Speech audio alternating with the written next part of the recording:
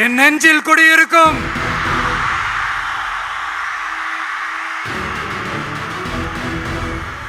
புதுச்சேரி மக்கள் உங்கள் அனைவருக்கும் என்னுடைய வணக்கம். வணக்கம் வணக்கம். புதுச்சேரி ஒரு தனி யூனியன் பிரதேசம். அவங்களுக்கு தான் தமிழ்நாடு தனி, புதுச்சேரி தனி, இப்படிலாம் இருப்பாங்க. ஆனா நமக்கெல்லாம் அப்படி கிடையாதுங்க. நாமெல்லாம் வேறு வேறு கிடையாது. நாம் எல்லாரும் ஒண்ணுதான். தமிழ்நாடும் புதுச்சேரியும் தனித்தனியாக இருந்தாலும் நாம் எல்லாரும் ஒண்ணுதான். நாம் எல்லாரும் சொந்தம் தான். வேற வேற வீட்டுல, வேற வேற ஊர்ல, வேற நாட்டுல, வேற ஸ்டேட்ல இருக்கிறதுனால நாம் எல்லாரும் சொந்தங்கள் இல்லைன்னு ஆயிட முடியுமா? அது எப்படி முடியும்?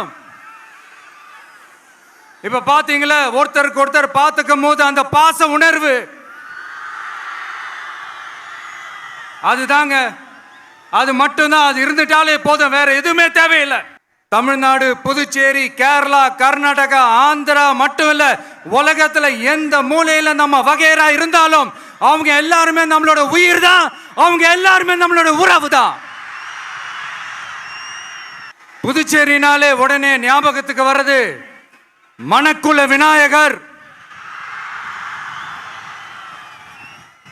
அரவிந்தர் ஆசிரமம்,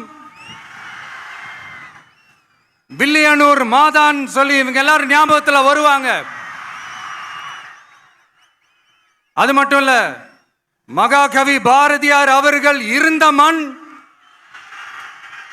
பாவேந்தர் பாரதிதாசன் அவர்கள் பிறந்த மண். அது மாதிரி இன்னும் சிறப்புகளை அடுக்கிக்கிட்டே போலாம்.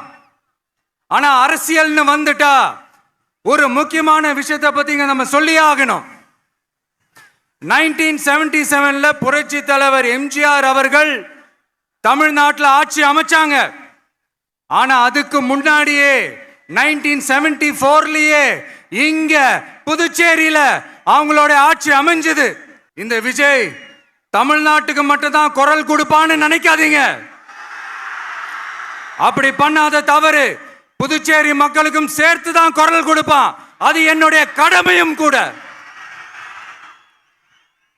அதனாலதான் இங்க நீங்க ஃபேஸ் பண்ற பிரச்சனைகளை பத்தி இன்னைக்கு நான் பேசுறதுக்காக வந்திருக்கிறேன்.